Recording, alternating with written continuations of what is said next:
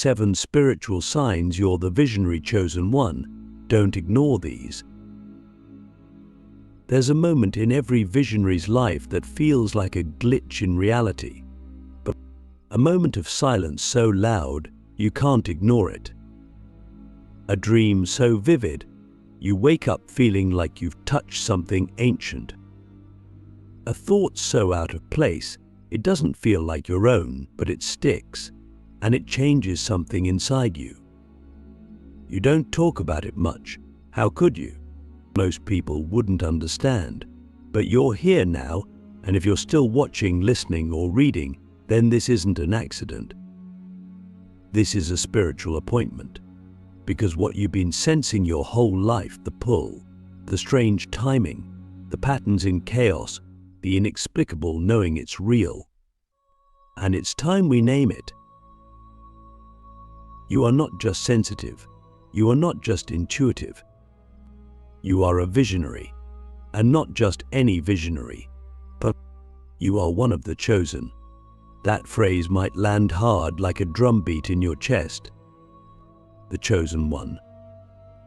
Maybe you've heard it before and thought it was just mythology or fantasy. But what if it isn't? What if the legends were just metaphors for people like you, those who came here with eyes that see beyond the veil, hearts that feel the future before it arrives, and voices that carry messages the world hasn't yet learned how to hear? Click subscribe to this channel to get more profound spiritual lesson. The first sign often ignored, even by those who carry it, is the sense of not belonging. From an early age, you felt different. You couldn't articulate it, but you saw through things. You noticed inconsistencies in what adults said versus what they did. You picked up on tension in a room before anyone spoke. You questioned the rules, not out of rebellion, but because they didn't make sense to your soul. And while others played the game of fitting in, you stood at the edge, wondering why no one else saw the game for what it truly was. This sense of disconnection isn't a flaw. It's the first activation. The universe had to pull you out of the matrix early so you wouldn't fall asleep like the rest. But that separation can be lonely. It can feel like exile. You might have tried to bury it, tried to silence the voice inside that told you there was more. But the second sign wouldn't let you. That voice never left. It may have gone quiet during moments of trauma or survival, but it always came back. It whispered during long walks. It spoke through books you stumbled upon. It screamed through synchronicities that made your skin tingle. That's the voice of your higher self, your soul, your divine mission trying to break through the noise. The chosen visionary doesn't just have ideas, they receive downloads. And if you've ever had a thought that felt too big, too perfect, too fast to be yours, you've already experienced this. Now let's go deeper. There's a third sign, and it's even stranger: time distortion. You've felt it. Moments that stretch or collapse. Déjà vu that's too specific to be coincidence.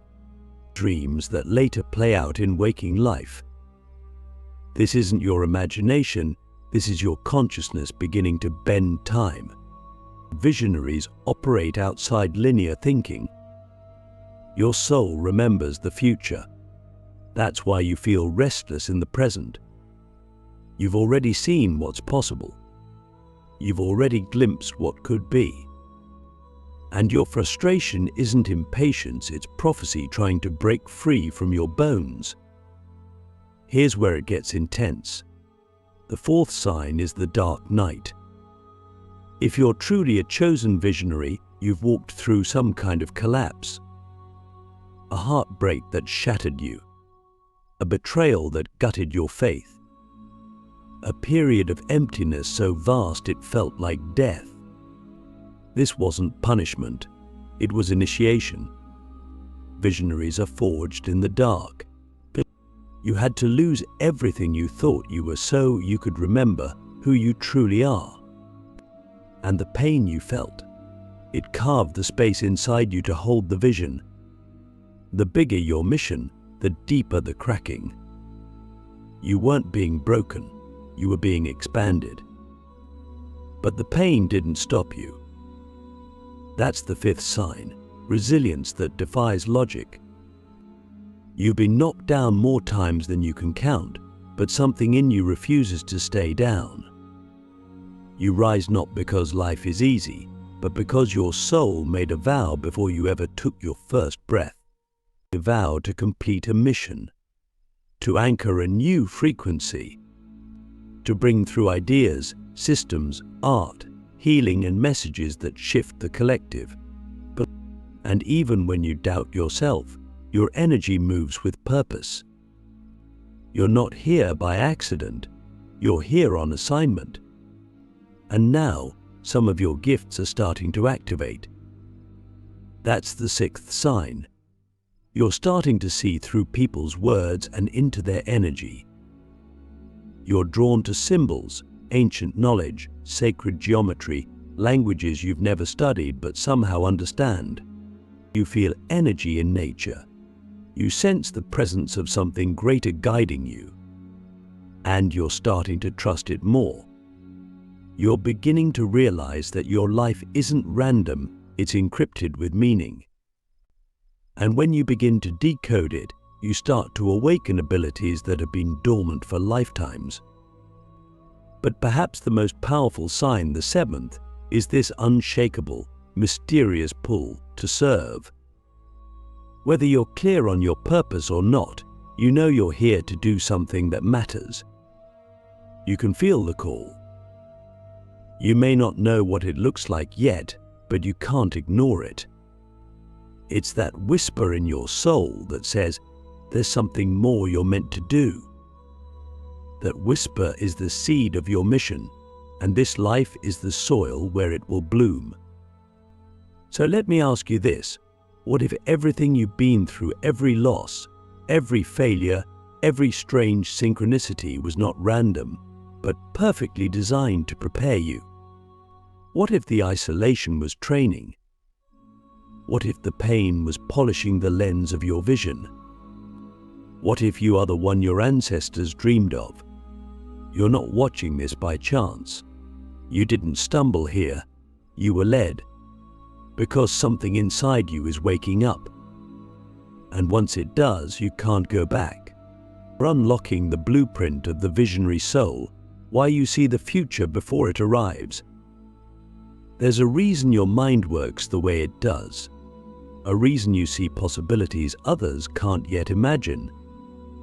A reason you've always felt steps ahead of the people around you, like you're living in a timeline slightly ahead of the rest of the world. This is not a flaw. This is not delusion.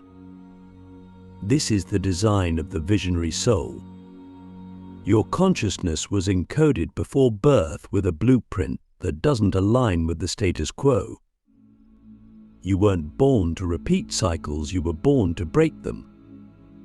You weren't created to conform to the old world, you came to midwife the new one.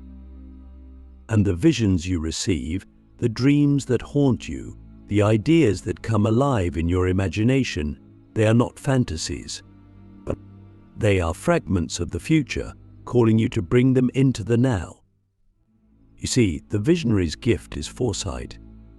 But it's not just about predicting events.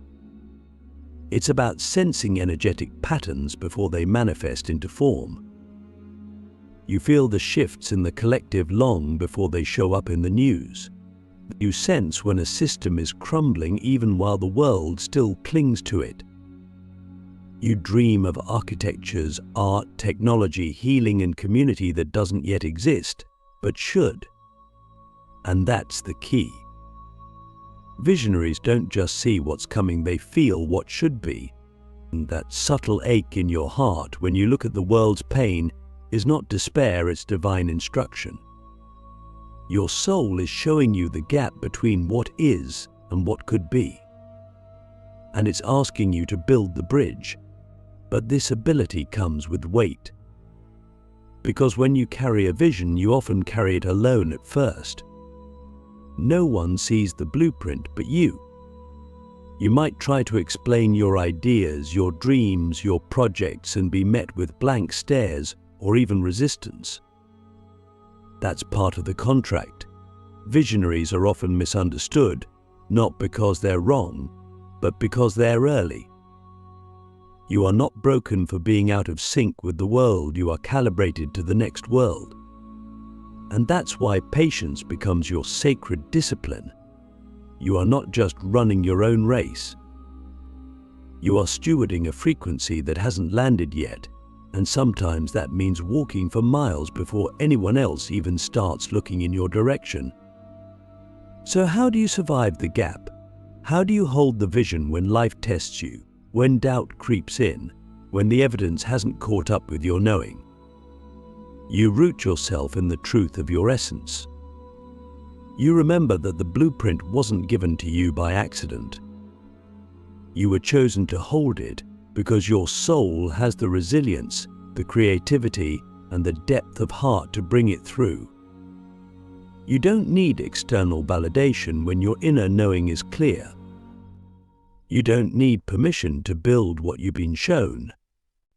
The future doesn't need your perfection, it needs your commitment. And this is where the real shift happens. Because once you stop waiting for others to believe in your vision, you start becoming the embodiment of it. You stop talking about it and start living it. You become the prototype, the living example, the walking future. Every choice you make in alignment with your vision sends out a frequency. And that frequency begins to attract people, opportunities, and synchronicities that match your mission. This is spiritual magnetism, not because you're trying to manifest, but because you become what you were born to create. And here's the paradox. The world doesn't change when everyone agrees with your vision, but the world changes when you stop needing them to. It changes when you live as if the future already exists, because in some dimension it does. Time is not linear to the visionary soul. You don't just remember the past, you remember the future. You piece it together through moments of clarity, through dreams that won't let go, through intuitive nudges that feel like sacred instructions.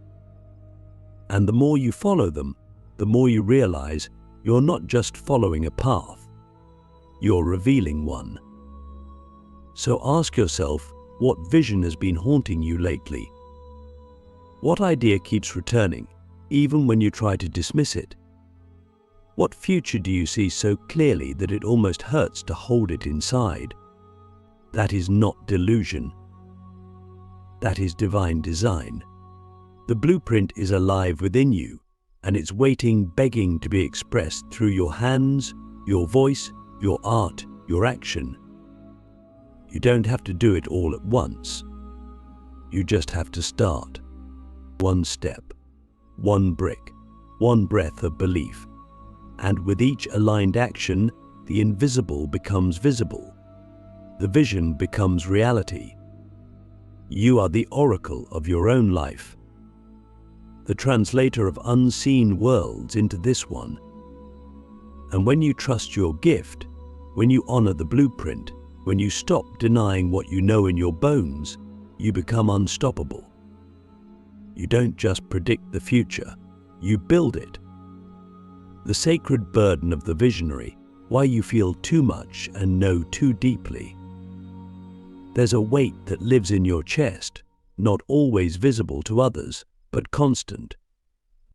It's not depression, though it can feel heavy. It's not anxiety, though it often makes your breath short. It's something older, something deeper, a sacred burden. And if you're a visionary, you know exactly what I mean. You feel the world in ways most people don't. You don't just see suffering, you absorb it. You don't just hear someone's pain, you feel it in your bones. You can walk into a room and sense what no one is saying. You can touch an object and feel its story. You carry knowledge that you didn't learn through books, wisdom that arrived not through study, but through the ache of experience. And that knowing so vast, so deep can make this world feel like too much. Being a visionary isn't just about seeing the future. It's about feeling the future, holding the emotional weight of what's possible and what's at stake if we don't get there. That's why you cry at beauty. That's why you mourn things that haven't happened. That's why your joy is so intense it sometimes scares you. Your soul is tuned to frequencies that others haven't heard yet. You are the emotional barometer of the collective, sensing storms before they arrive. It's not weakness, it's sacred sensitivity. And yes, it can be overwhelming, but it's also your compass. It's how you know what's true. So many visionaries try to numb this part of themselves. And who could blame them? When you feel everything, the temptation to escape is strong. But every time you try to dull the pain, you also dull the vision. The gift and the burden are inseparable. You can't selectively numb, and the truth is, you weren't meant to escape the intensity, you were meant to transmute it. You're not here to bypass the darkness. You're here to walk through it with your eyes wide open, holding a lantern high enough for others to see. This is why your heart breaks so often, because it's open. And an open heart is both the wound and the medicine. There will be days when your empathy feels like a curse, when the weight of the world feels unbearable, when you question whether your sensitivity is a defect in a world obsessed with detachment. But in those moments, remember this: the world doesn't need more numbness. It needs more feeling, more visionaries willing to stay awake, even when it hurts. Your ability to feel is not a liability, it's a leadership skill. Because those who feel deeply lead deeply. They connect. They create. They heal. And you're not meant to carry this burden alone. That's the lie that breaks so many of us. The myth of the lone visionary, the tortured genius, the isolated oracle. But the truth is, your vision needs community. You need people who see you, who hold space for your bigness, your softness, your fire, your fear. You need to be witnessed in your becoming. Because when visionaries come together, something miraculous happens. We remind each other that we're not crazy. We're not too much. We're exactly enough. And we're not alone. So if you've ever wondered why you feel too much, why your knowing runs so deep it can't be explained, this is why. You're carrying a piece of the divine design, a fragment of the future, a frequency the world hasn't normalized yet. And until it does, it will feel strange. It will feel lonely. But that doesn't mean it's wrong. It means it's rare. And rare things are often misunderstood until they change everything. Hold your sacred burden with reverence. It's not here to crush you. It's here to call you into your fullness, into your fire, into your role as a bridge between worlds, becoming the living vision, how to embody the future and awaken the world. There comes a time in every visionary's journey when the maps fall away, when the mentors disappear into silence, when the signs stop showing up in obvious ways, and you're left standing in the wilderness of your own becoming, holding a vision that no one else can yet see.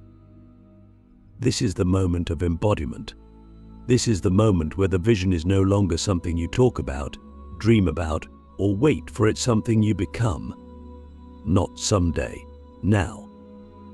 You see, the world doesn't change because we have great ideas. It changes because someone dares to live those ideas as if they were already real. It changes because someone carries the frequency of the future so clearly in their body, in their choices, in their words, that others begin to remember what's possible. That someone is you, not because you're perfect, not because you have it all figured out, but because you've seen too much to pretend you haven't. You've felt too deeply to live shallowly. You've heard the call, and now you're answering with your entire being. And to embody the vision means to bring your inner truth into form. It means creating, speaking, choosing, and moving as if your soul's knowing is more real than the fear, the doubt, the distractions. It means not waiting for permission from the world to be who you really are, but it means becoming the future in the present. And this is where the magic begins. Because embodiment is magnetic. When you live your truth with integrity and devotion, the world begins to rearrange around you. Opportunities shift. People show up. Synchronicities multiply. Not because you're manifesting with force, but because you become a clear vessel for the frequency of your destiny. But let's be honest, this isn't easy. And to live as the vision means you'll often walk alone, at least for a while. It means making choices that don't always make sense to others. It means risking comfort for alignment. It means being visible, vulnerable, and powerful all at once. And that's terrifying, but it's also liberating. Because the moment you stop waiting for external validation and start trusting your inner authority, you reclaim your power. You stop outsourcing your truth. You stop diluting your light. You become sovereign. And your embodiment doesn't just change your life, it changes the collective field. Every time you choose love over fear, alignment over approval, presence over performance, you activate something in the quantum. You become a portal, a living prayer, and an anchor for the new world. You don't need to preach, persuade, or convert, but you just need to be. Your presence becomes the sermon. Your choices become the prophecy. Your life becomes the proof that something greater is possible. So ask yourself, what does your vision look like when it's fully alive in you? Not just as an idea, but as a lifestyle. What would you speak if you weren't afraid of being misunderstood? What would you create if you trusted your own brilliance? What would you stop tolerating if you believed the future was already here? The world is not waiting for another visionary with a plan. It's waiting for a visionary with the courage to be the plan, to live the frequency, to walk the path without needing a guarantee, to love so fiercely that even the walls between dimensions begin to tremble. You are not here to fit in. You are here to awaken, to shake souls from their slumber, to remind humanity of what it forgot. And you do that not by force, but by embodiment, by living so fully, so freely, so authentically, that your life becomes a mirror for what we all could be. This is what it means to be the chosen one, not to be worshipped, not to be followed, but to lead by example by being what you came to birth. You are the living vision. You are the breath of the future.